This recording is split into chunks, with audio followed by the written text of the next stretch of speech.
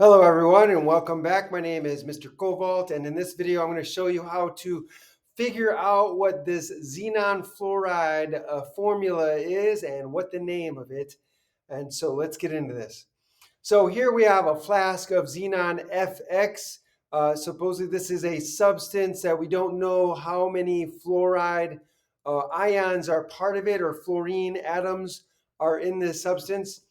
And so we're given that it's at 25 torr. So we have 25 torr of pressure of this xenon fluorine substance in a flask. Hydrogen gas is added to the flask until the total pressure of the gas is 100 torr. Following the spark catalyzed reaction, the flask now contains only xenon gas, hydrogen fluoride gas, and unreacted hydrogen gas. Following removal of the HF gas by reaction with solid sodium hydroxide, the flask contains only xenon and hydrogen at a total pressure of 50 torr. So they want us to name the compound XeFx. So basically we have to find out what X is and assume constant temperature. Okay, so let's start with what they give us.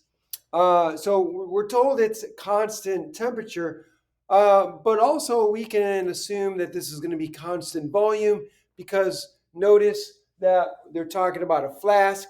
The flask, we're not told anything about the flask, so it's probably a safe assumption that the flask is not going to change volume during the reaction. So therefore, we can assume that it's constant volume as well as constant pressure. So here we go. So temperature and volume are constant.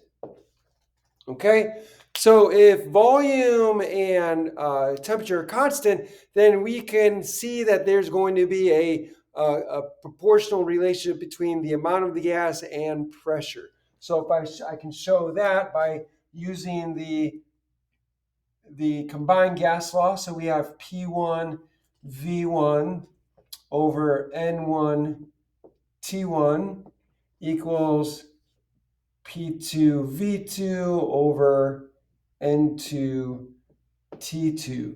And so here we have the combined gas law equation. And one of the things that you should know is that really this is the only equation you need to know as far as gas laws are concerned, because everything breaks down to this. So anything that is considered constant is eliminated from this equation, and then whatever's left over is the equation you would use to solve whatever problem they're giving you. So here we're told temperature and volume are constant, so we can eliminate volume from our equation, and temperature we can eliminate from the equation. And so we're left with P1 over N1 equals P2 over N2. And so what this is telling us is that any changes made to either pressure or the amount of the gas is going to have a direct and proportional relationship to the other one. So for example, and the reason I can say this is because notice that if I start with a pressure 1 and an amount of gas 1, there's a certain ratio that they have. And what this is saying is that if I change one, then the other one changes to get the same ratio, because my ending pressure and my ending amount of gas are going to have the same ratio as the original pressure and amount of gas here, right? So basically, in order to keep the ratio the same, whatever happens to one has to happen to the other. So if I double the amount of the gas, then I have to double the amount of pressure in order to keep the ratio the same. And look what happens. The twos cancel out and I get the same ratio, right?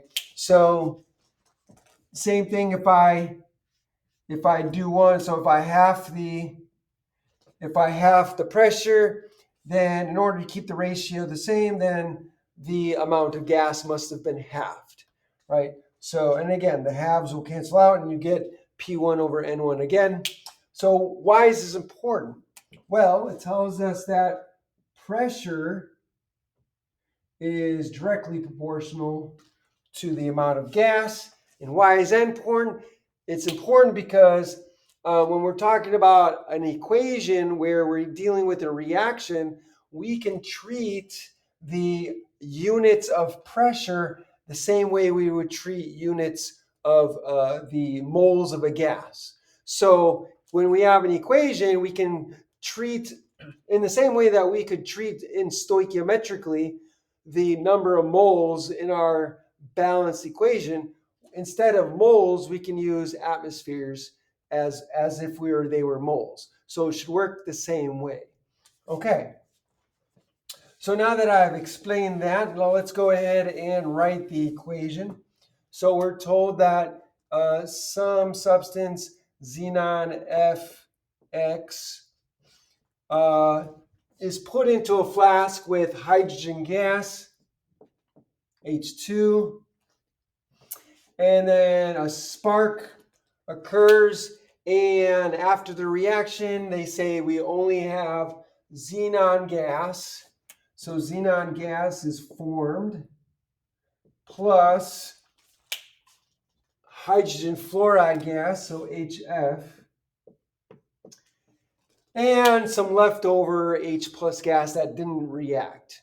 So this is important.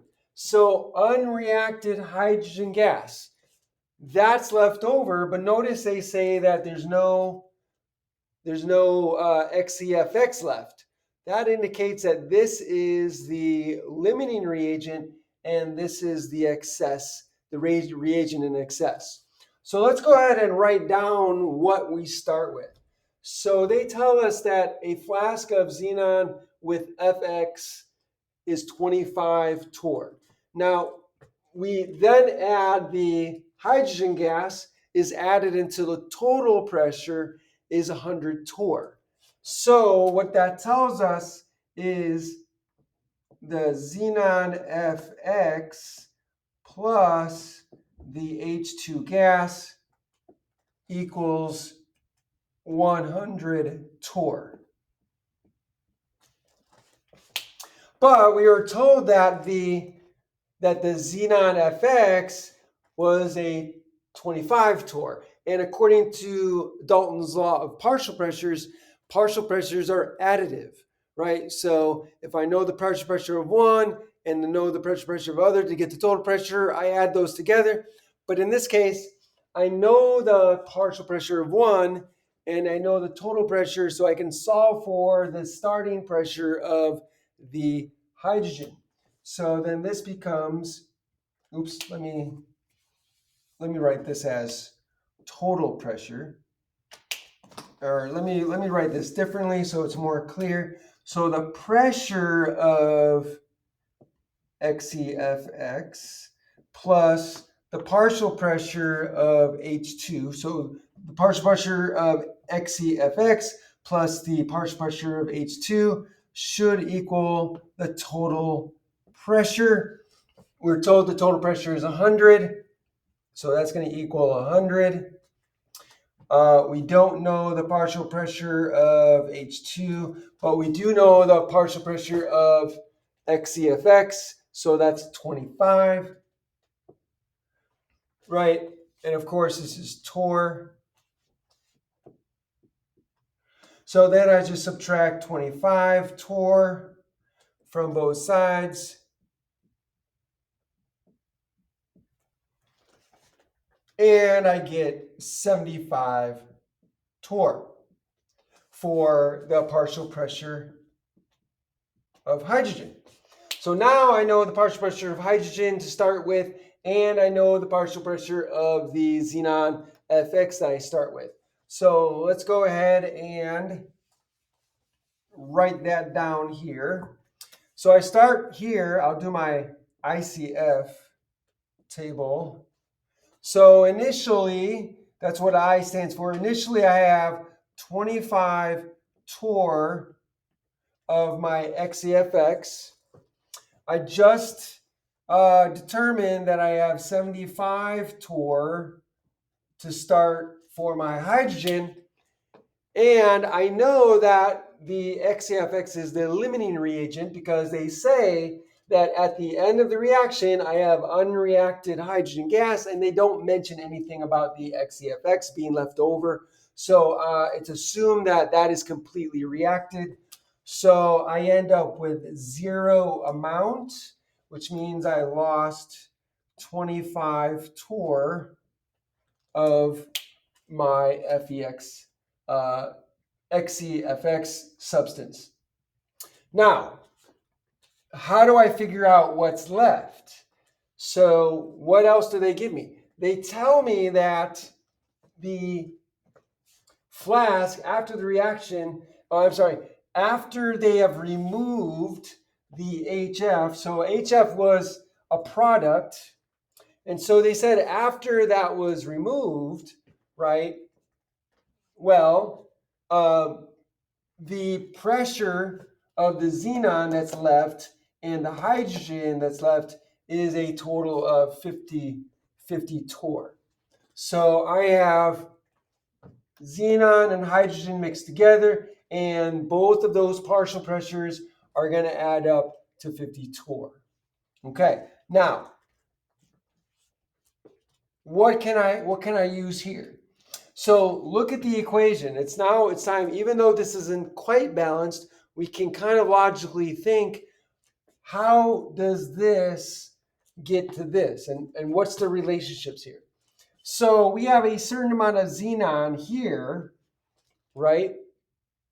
And where does all of this xenon go? Well, all of the xenon here ends up right here. So xenon is it's an atomic gas. It's not a molecular gas. So these are just atoms, right, that are separated. So any amount of xenon that we end up here ultimately came from here. So this is going to be a 1-to-1 relationship. So all of the xenon here came from here. And so this is we have one of these in the formula, and we end up with one of these here. So what does that mean? That means that the torr here applies to everything here. And remember, the pressure doesn't depend on the identity of the gas. The pressure just depends on how many particles you have, right? So since this is together and it's a 1-to-1 here, this pressure would translate into the same pressure over here. I hope this is making sense. So since I started with 25 torr over here and then I lost it and went to 0, well, if all of the xenon was here in this substance and it's released here, then I should have the same amount of Xe that I had here over here separated. So the pressure that I started with the xenon FX should be the same pressure of xenon formed on this side. So over here, I started with 0 on this side. And then on the final, I should have, according to the relationship here, 25 torr here. So the pressure of xenon has to be 25 torr because of the 1-to-1 relationship between the xenon in my formula here and the xenon that ends up over here. Because I have 1 in this formula and it's a 1-to-1 ratio. For every one of these, I get one of those. So if I release that and make xenon by itself, well, the pressure is going to be the same. Okay, I hope that's clear. So if that's clear, then now if I know that this is 25 torr, and I know that the xenon plus the hydrogen gas that was left over is equal to 50, well then the partial pressure of the xenon plus the partial pressure of H2 is going to be equal to the total pressure, which is 50.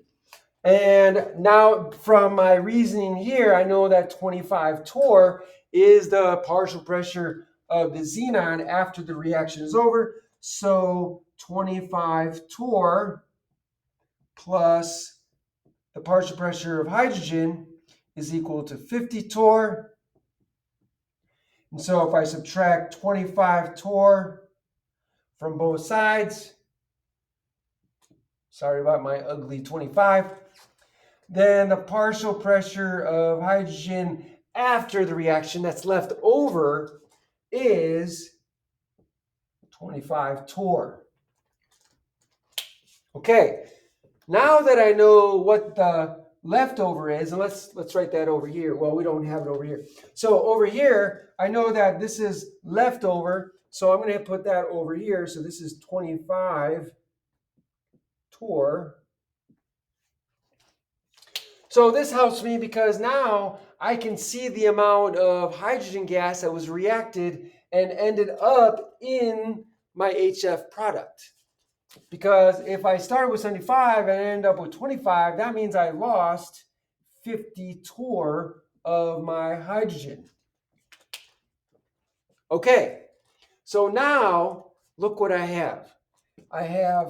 This is the amount of the Xe that was formed. Okay, so I know the amount of Xe that is in my substance, right? So all of this is the amount of Xe in my substance. So this Xe here is the amount that was originally in my substance, right? That's going to be important. And now I know the amount of hydrogen, H2, that was in my substance. So notice here that this is H2, but this is H. It's a 2-to-1 ratio. So for every one hydrogen molecule, it's going to produce 2 hydrogens that end up in HF. So I'm going to end up with a double amount of HF from whatever amount of hydrogen I have. So in order to figure out the amount of F, I can figure out the number of H atoms, or the amount of hydrogen, the single H hydrogen atoms that ended up in here through the pressure. And then since this is 1-to-1, I can identify that as the amount of fluorine as well. Because remember, going back to the beginning, the whole point of me showing you that moles and pressure are proportional is that I can treat the pressure unit as if they were moles. And I can use that to find the equation of this product here. So let me show you what I'm talking about. So I know that this amount of torr of the hydrogen ended up in here. So I'm going to write that as torr. So I got 50 torr over 1, and this is 50 torr of H2. And if I go over here, this is going to be related to H. So it's a 2-to-1 ratio, right? So I'm going to put for every 1 torr of H2, I get 2 torr of H. And again, we're using these as if they're moles, right? So we can think of that. We could change this to moles if we want. It work the same way. And now that I have, okay, so H2 is going to cancel out. Now I have H, but I don't want H. I want F. But between H and F here, it's a 1-to-1 relationship. So again, I can do 1-to-1. So 1 torr of hydrogen on the bottom and 1 torr of F on the top. So H, the torrs of H cancel out. Now I have F. And so when I do the calculation, it's going to be 50 times 2, multiply and divide by 1. So it's going to be 100. So 100 torr of F. So now I have here the amount of F in terms of atmosphere, or in terms of pressure, sorry, that what ended up, that was originally in my formula. And here, right here, this is the torr amount. This is the amount of Xe that was originally in my formula. So I've got the amount of Xe that was originally in my formula. I have the amount of fluorine that was originally in my formula, but in terms of pressure. But again, because pressure and moles are proportional, we can treat this like moles. So now we can put these as subscripts in our equation, in our formula. So let me go ahead and erase this, and well, I'll write it down here. So normally we would have moles here, but since we have torr and they're proportional to moles, we can just write Xe, write these as subscripts. We can write them as mole subscripts. So here we have Xe, and we'll put that as 25. And then we have F, and we'll write that as 100. So when we're trying to find the formula of something, we have 25 and 100, and then we can divide by the smallest one to get the empirical formula here, right? So 25, I can divide, 25 is the smallest, so I'm going to divide both by 25. So this is going to be 1, so this is going to be Xe. And 100 divided by 25 is F4. And then that is our formula. And the name of this substance is xenon tetrafluoride. So xenon tetrafluoride is the substance that was reactive with the hydrogen. And that, ladies and gentlemen, is how you solve this problem.